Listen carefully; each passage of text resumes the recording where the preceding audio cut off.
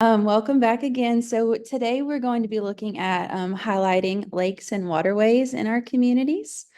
So my name is Kara, and I'll be your host today. My co-host PJ is with us as well.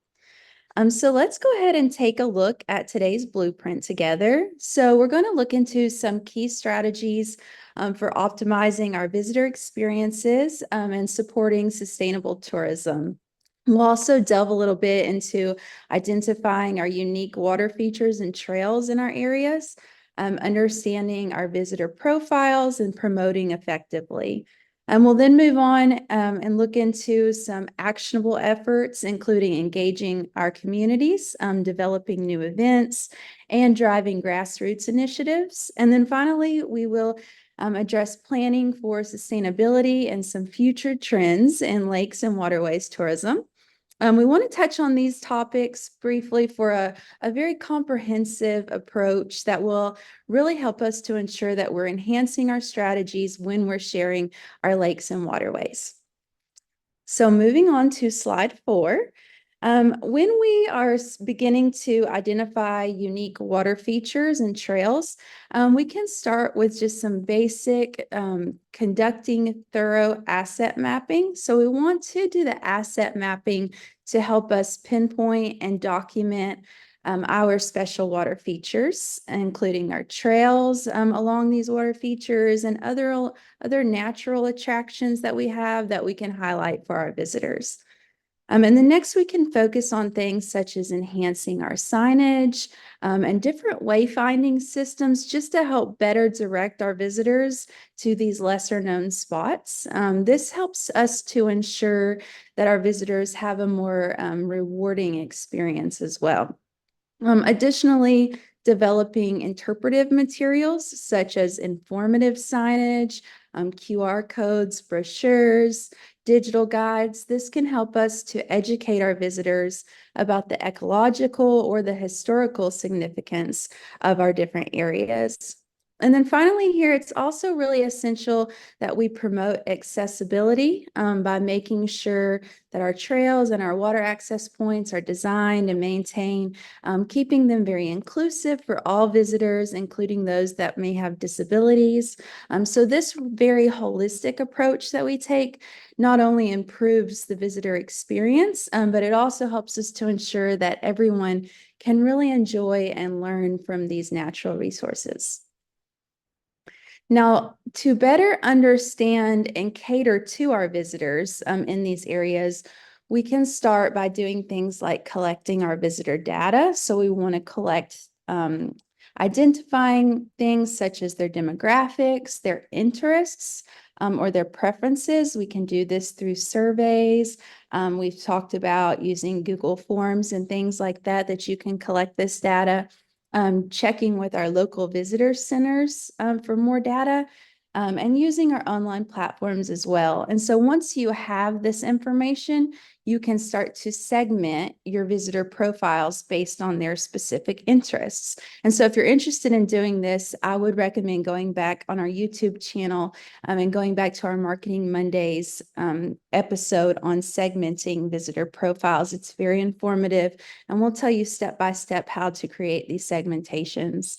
And then once you have this information, you can segment your visitors based on their special interests. So maybe you want to segment them into like fishing, hiking, bird watching, cultural heritage. And so this segmentation will then allow you to create those really detailed persona profiles that PJ talks to us about a lot. These represent your typical visitors. It helps you really grasp their needs and their preferences as well, just much more clearly. And then having these profiles in hand, you can also then personalize your marketing campaigns by tailoring your messaging, designing special packages, or organizing theme events or itineraries that are really resonating with each visitor segment when you're bringing them or guiding them to your lakes and your waterways. And so this targeted approach does not just enhance your visitor satisfaction, but it also really improves and elevates the effectiveness of your marketing efforts. So let's look at promoting effectively. So to promote effectively, we want to really start by making sure that our online presence is well established. So if you're already well established in the digital landscape, that's fantastic. If you're not, though, you can start out with some small efforts here, such as working on your website or your social media information, just making sure it's accurate and up to date, or you can refine these as well, or updating your visuals so that they're representative of the brand or area, or they're really highlighting your lakes or anything that you have selected on your asset mapping. You can match your visuals to that as well. So creating or refining your digital presence will help you to showcase your local lakes, your waterways, or any events going on to reach a broader audience. And then next, we want to leverage our digital marketing strategies by implementing targeted campaigns. You could use email newsletters. This will help you to reach potential visitors. And then additionally, consider collaborating with travel influencers or bloggers who focus on outdoor, water, adventure, anything like that. Their endorsements can really significantly enhance your visibility online. And then finally, making sure to actively engage with your online reviews. So by monitoring and appropriately responding to your feedback, this really helps you to build positive relationships with past visitors and also helps you to attract new ones because you're demonstrating your commitment to your customer service. Now on slide 7, let's take a look into community engagement. So this is very important when we're looking at lakes and waterways and tourism in this realm. So to engage the community effectively, we can do things like start by hosting small community events, really working to foster our local involvement and support our conservation efforts. So we can do things such as organize small activities, such as cleanup days. I know those are really popular, to address environmental issues, festivals to celebrate local culture, or even volunteer opportunities where you're really working with your residents, educating them, and getting them to just really actively participate in maintaining their own surroundings. And then additionally, supporting local businesses is great. So by integrating them into your visitor experience. So if you're promoting a day on the river, maybe you want to build an itinerary and simultaneously promote your local shops, restaurants, services, these things as other key attractions in the area. So this also enhances the visitor experience, and then it does boost the local economy as well. Can also consider involving schools and youth groups by establishing partnerships. This will help to educate younger people about local ecosystems and responsible tourism, developing educational programs or workshops that can be incorporated into school curriculum, or just offering them through different youth organizations as well. This really helps to it'll help you to have volunteers, but also to build environmental awareness from an early age. And then lastly, we can look at just celebrating and promoting our local culture here as we're highlighting our lakes and waterways. So like I said, if you want to include maybe a day on the river, but you want to do a half day or full day itinerary, and highlight some local artists that will be around, or musicians and things like that. This can really strengthen our community ties, but also just provide such a greater visitor experience as well. And so now we're looking at developing new events effectively. So in order to do this, we want to start by identifying and creating opportunities for local festivals that highlight regional waterways. So this can include organizing new events such as fishing tournaments, boat races, kayaking trails. Maybe you don't have the area for water sports. We could include river walks here. Things that really celebrate the area's water features and enthusiasts. And then next, we can also focus on creating seasonal events along the waterways that are tied to more natural phenomena as well. So for example, You might develop events that are centered around bird migrations in the spring or fall foliage tours in autumn. And these might not involve actually getting into the water, but they could be centered around the water if you want to draw people to a certain location. And so sometimes communities may also, I know we do this a lot up in Blowing Rock at Christmas time. A lot of other communities in North Carolina do this as well, but offering Christmas light shows on the water. So these seasonal attractions can really help draw visitors during your off-peak times and help boost tourism year-round. And then additionally, just collaborating with your regional tourism boards or associations to help co-host events. Partnering with these organizations can really help you expand your reach and attract visitors from a broader geographic area, really leveraging their networks as well and their marketing resources to help with your event visibility.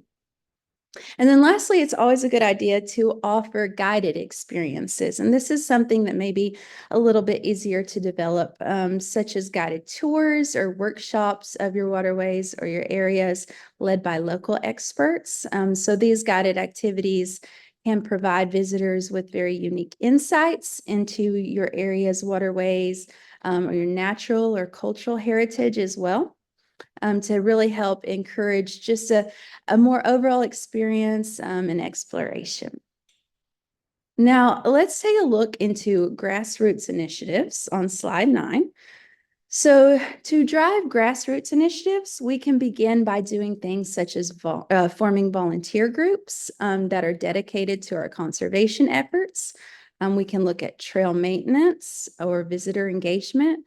So these groups that we develop will play a very crucial role in enhancing our overall visitor experience. Next, we can consider launching things like crowdfunding campaigns to support community projects that may be aimed at improving amenities or conserving our natural resources as well. This approach not only raises funds, but it also helps to foster community investment into our local projects. And then additionally, creating ambassador programs is great. So by recruiting local individuals who are really enthusiastic about promoting our lakes and waterways or supporting sustainable tourism practices, these ambassadors can help us spread the word about the destination while also helping us to champion responsible tourism. They can work with us through hospitality skills or outdoor expertise. So this is something to look into as well. And then these educational opportunities here will really help us to empower our community members to become effective ambassadors. Now on slide 10, we are briefly touching on planning for sustainability. So to develop sustainable tourism practices, it's very important, and we can start by implementing or even just refining eco-friendly initiatives that we already have within our operations. So when it comes to lakes and waterways, this might include things like waste reduction, improving energy efficiency, or conserving water to minimize our environmental footprint. In addition, just simply educating our visitors about responsible tourism practices is great, such as respecting our wildlife and minimizing their environmental impact when we're looking at tourism directed to our lakes and waterways. We can engage in conservation efforts by partnering with organizations that are dedicated to preserving and protecting our local ecosystems, our wildlife habitats, and our water quality. And then collaborating with these groups will really help us to enhance our conservation impact and support just our broader goals overall. And then finally, it is also important that we monitor our environmental, social, and economic impacts of our tourism activities. So by assessing these impacts, we can start to make more informed decisions for our future planning. And our management, and just ensuring that our tourism, when involved with our lakes and waterways, remains sustainable and beneficial to our community. Now on slide 11, let's look briefly into creating some itineraries. So to enhance our visitor experience, we can start by curating a full or half day itineraries or even multi-day stays that showcase just a variety of activities, both along our lakes and waterways, um, such as swimming, boating, and then we can include other things, that people will want to do during the day. They'll want to eat or maybe experience something like shopping, or so we can include things like that. But these pre-packaged itineraries will provide our visitors with a really well-rounded view of what the area has to offer when they come for a lake day or a waterway day. And so we can also here collaborate with our local businesses, as we just talked about. So partnering or including restaurants, shops, and attractions when we work to create these itineraries. Or if you are a shop and you want to create an itinerary around your shop and say, oh, you can come shopping, and then you can go down to the Riverwalk and enjoy the river as well. So these partnerships, they're not just beneficial for our local businesses, but they also really enrich the visitor experience, giving them a pre-planned day of something to do, while they're there or overnight. And then additionally, providing customization options is great. So this can allow visitors to tailor their own itinerary based on their personal interests and their preferences. And then this flexibility also helps to ensure that each visitor can design an experience that suits their individual taste. And then finally, promoting multi-day stays is great as well. So by highlighting the advantages of overnight accommodations, maybe you have some campgrounds near the water, or some local hotels or Airbnbs. This is great to include. And it also emphasizes how extended stay allows for just a deeper exploration because they have more time in the area. Now on slide 12, we are touching on future trends in lakes and waterways tourism. So as we start to wrap up here, let's look at some trends that we will be seeing now and in the future. So one of them is to embrace our digital transformation by exploring opportunities such as virtual tour experiences, online booking platforms, and digital storytelling as well. So these tools can really significantly enhance our engagement. They provide interactive and immersive ways to experience the destination before you get there. So it gives them a very good glimpse of what will happen. Additionally, focusing on experiential travel by catering to travelers who are seeking very authentic or very immersive experiences. Offering hands-on activities and opportunities is fantastic to allow visitors to really connect deeply to the area. It's also important and something that we'll see in future trends to adapt to climate change by developing resilient strategies to address impacts on water resources or our tourism infrastructure as well. So by working to be thoughtful of this and planning for these changes, we can work to ensure sustainability and long-term viability as well for our tourism offerings. And then finally, promoting off-season tourism by encouraging visitation during our shoulder seasons. So like we talked about on one of the previous slides, just diversifying some of your lakes or waterways offering to include year-round activities, such as fall foliage tours or Christmas lights, can help really attract visitors to these areas in your off times as well. All right, so let's wrap up with some key takeaways. So if you take anything away with you today, here are 5 things to remember from marketing your lakes and waterways and why they matter.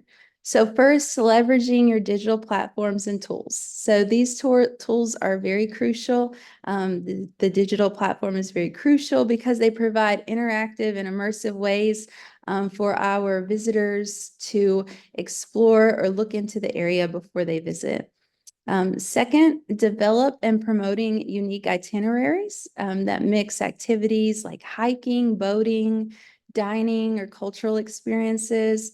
Partnering with local businesses for inclusive packaging or customization options is very important because it really enhances our visitor experience. when we're looking into lakes and waterways. And then third, focus on sustainable practices by implementing your eco-friendly initiatives and educating your visitors, your staff, students, etc., about responsible tourism. Fourth key takeaway is engaging your community. So just engaging by organizing small local events or adding to your current events, supporting businesses, partnering with schools for educational programs. This helps to build community pride and involvement, and it also just creates a very welcoming atmosphere for your visitors as well. And then finally, adapting to future trends is great. You can always look into more upcoming trends, but this adaptability is really essential for us for maintaining that robust tourism that we want and supporting our long-term sustainability as well. And so by working to incorporate these strategies, we can really enhance our visitor satisfaction as well as support our local economies and ensure sustainability for our future efforts. And then also, I don't have it added to this slide, but another key takeaway is our deep dive with Kara and PJ. So you can also hang on after this meeting. If this is something that you want to look into further, we can schedule a meeting time with you where PJ and I can take a deeper dive into this topic with you. We would love to see you all next week for Marketing Mondays. PJ will be doing a great episode next week. And then we also have a QR code for our Uplift newsletter if you're not already signed up for that. We would also love your feedback. If you have any topics you'd like to hear about specifically on Marketing Mondays, you can do this quick survey to let us know. And then if you're not already, follow us on Facebook, Instagram, or our YouTube channel as well for lots of great updates. And we appreciate you all being here today. Feel free to email us or contact us if you have any further questions or want to discuss anything with us. And if not, we will see you next week.